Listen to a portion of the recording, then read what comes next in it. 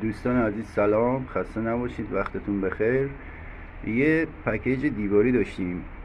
فقط اینو دارم میگم، من تعمیرکار پکیج نیستم، هیچ تخصصی هم ندارم. فقط به خاطر تجربه‌ای که از این داستان پیدا کردم میخوام بگم شاید اگر یه روزی مشکلی براتون پیش اومد مثل این، الکی هزینه تعمیرکار ندین.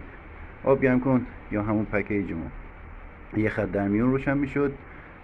هزینه اومد استکار رو گذاشت دستمون که آقا این مشکلش از لوله هاست که جرم گرفته. باز هم با انجام این کارو جرمگیری مشکل رفت نشد.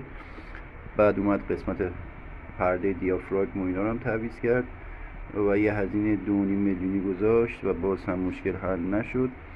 مشکل جالب این بود که از قسمت اتصال بوده که متاسفانه نکنین اتصال قطع و وصل میشه و به خاطر این بود که آب گرم کن یه خط در میون روشن میشد و با این یک رابط خیلی معمولی، ببینید با تعویض این رابط کلا مشکلمون حل شد.